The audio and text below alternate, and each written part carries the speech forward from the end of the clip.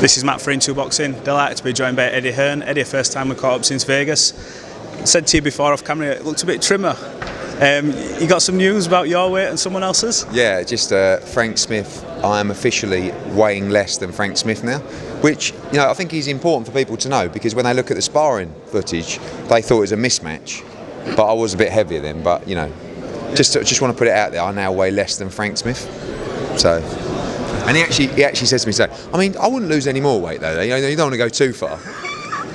Are you trying to knock a bit more or not? No, not really. I just training hard, really, feeling great. No, I didn't really booze a lot anyway, but no alcohol at all, really. And feel great, mate. Feel great. Nice one. Looking well yourself. Oh, cheers, mate. I try. Joe Cordina, first world title fight, great fight. How much? He talks about this as if it's almost like, if this isn't it, then when's it going to be? I know he's 30, but yeah. I mean, he's still a lot left in the tank. I like that. Like sometimes you'd hear me say at a press conference something like, must win or could be the end of the career, and the fighter goes, "Oh no, I don't. If I lose, I'm not saying it's the end of my career." Yeah. Joe's basically saying, like, if I don't win this, I mean, the way he's talking, it's like it's over for me, And I think that's really interesting, because you want to put the pressure on. I like that. I like Joe Cordina putting the pressure on himself to win this fight. Boxing is one of those sports that you train and you prepare your whole life for these kind of moments, and it's such a brutal game, because if you don't get it right on that night, then it's irrelevant. All the sacrifices you can make, you must perform on the night, and only special fighters can do that. And I really believe Joe Cordina is a special fighter, but he's going to have to be, because the whole thing about this fight, and that's what I said at the press conference, is Joe has never boxed at this level before. Right? It doesn't mean he's not good enough. He is. But because he's been waiting, because he's been on the verge, because he hasn't had a final eliminator against someone, tough, it's can he produce it now, that performance at this level? Gao was very tough. He's extremely strong. He's got a great engine. But Joe is really good, really good. And I was really interested in his comments as well, saying about how he's going to stick it on him. Yeah. I mean, if Joe Cordina comes out and knocks a Gao out, he's arrived. I mean, look, if he wins, he's arrived. But it's a really tough fight. I just caught up with Conor Ben just before they started, and he said, Joe, even though you don't see it much in his fights, in the gym when we're sparring, you give each other a little receipt every now and again. He says, and he does have that punch. So, and he's talking about as if he is going to knock him out. So, do you think we could expect fireworks at some point, and they'll both sit in the pocket and trade? Do you know what I think? If Joe wants to box off the back foot against a Gao all night, it's going to be a really, really tough task, because at some point you can't just let someone keep walking you down. Like, Joe's skills are unbelievable, but if he can mix it up, if he can box off the back foot, if he can all of a sudden stand and trade at times but be smart with it as well, that's going to be really interesting, And I think that, like I said, I think he has to do that. I don't think he should just be looking to box off the back foot all night. Yeah. Be an interesting fight. Look, moving on, Anthony Joshua. I think Coogan caught up with you about this, but we've not spoken for a while, so I want to talk. It went viral. He went into that student accommodation. What did you make of that? Because obviously I was looking and I thought, well, first things first, he's took his shoes off, so he's obviously going in there with a bit of respect before he gives him a dressing down. Are you of the opinion that he was just basically giving him a bit of game on, look, I'm not going to do anything, but you could speak to someone in the street like that and things might be a bit different, so you just to sort of give him a bit of a warning about how to speak to people, because they're doing that to him knowing that he's not going to react.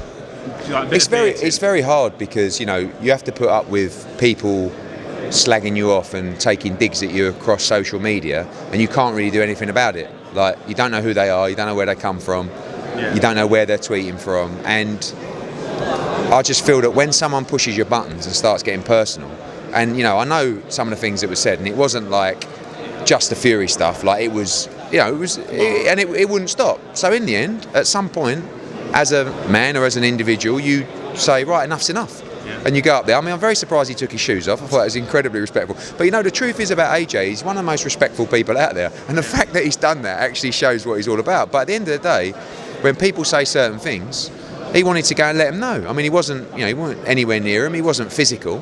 He just told them. And I don't think they'll do it again, to be honest with you. But we live in a world where everybody wants a pot shot until they get it stuck on them. And,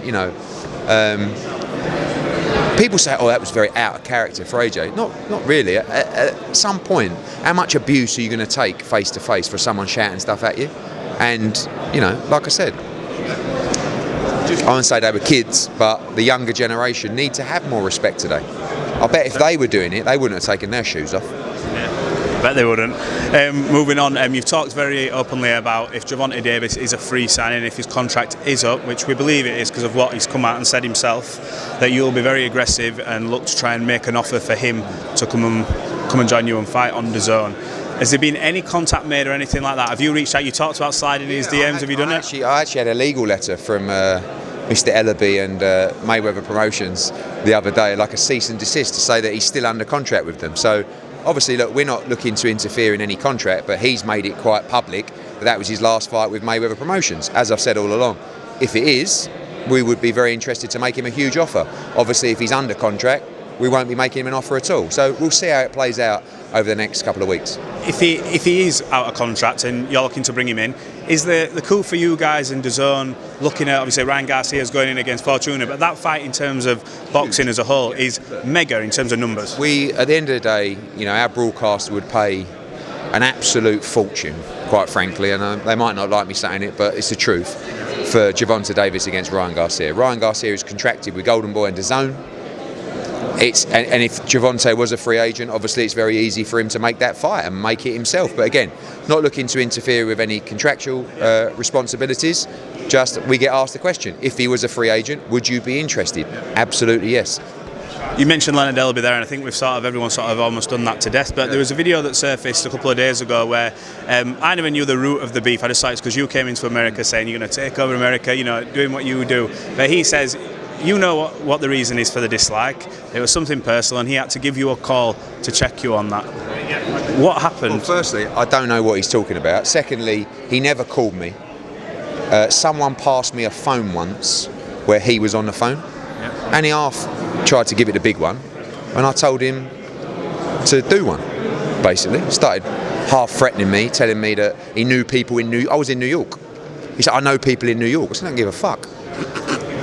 So anyway, but I don't even know what that was about. I think that, look, when I do an interview, as you know, sometimes we get a little bit, jovial. There's a little bit of sarcasm. It's the British thing. Yeah. But this guy, I looked at it the other day. I thought there was a piece. It was on Showtime, wasn't it? Brian Custer. Yeah, Brian Custer. But forget what he said. They talked about me for 7 minutes. On Showtime Digital with Brian Custer, who is a fantastic broadcaster. Yeah. I was thinking, this is unbelievable. But I don't know. He's on one stage he says, Leonard says, I don't want to talk about Eddie Hearn, and then talks about me for 7 minutes. And then he says, I want to keep it really professional, but I'll stomp him out. Anyway, but I've always said, I don't have a problem with Leonard. I want to, I think we should look to cheer him up a little bit, and maybe even sing him a song. I don't know, What song? I don't know, something like, ain't no sunshine when Tank's gone. Feel the pain when he goes away. Ain't no sunshine when Tank's gone. Oh, Leonard Ellerbe, why you so obsessed with me? Something like that. I don't know. Don't be doing that again. No, you don't. No, don't do that for anyone else. It's strange though. Yeah. Not obviously I've upset him. Yeah. Didn't mean to, but the funny thing is, I look at it and go, I think it's, and this actually isn't sarcasm. This is genuine. Obviously, he's, I don't know, a 100th of the size of me in terms of profile. But me talking about him, like that song I just done there, will go viral. And a lot of people that don't know who Leonard Ellerbe is will know who it is now, right? Same with him talking about me in America. When he goes on with Brian Custer, a lot of people will be watching that going, who's Eddie Hearn? And then all of a sudden I get traction.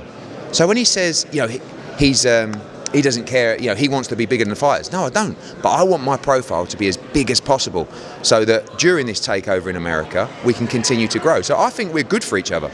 Yeah. But I don't think he quite sees that. But shout out to Leonard Ellerbe. Unbelievable. Right, just a couple more for me before we go. Anthony Joshua announced that trainer Roberto Garcia.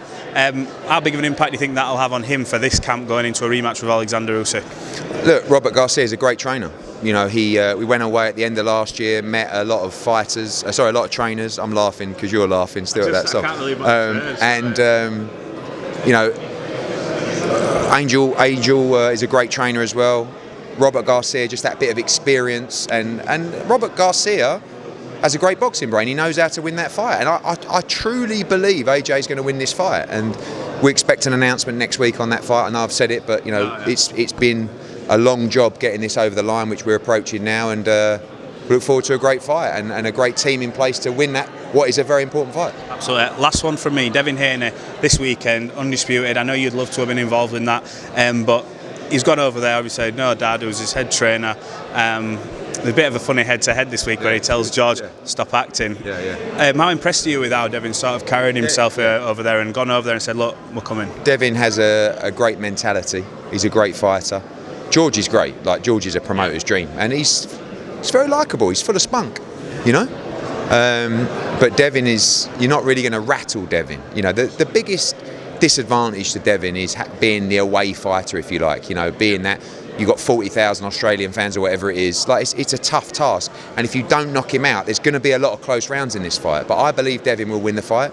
You know, I'm rooting for him 100%, and be looking forward to tuning in at 5 o'clock in the morning or whatever time it is after this show. 100%. Look, Eddie, thanks for giving us some of your time and a bit of a sing-song. Catch up again.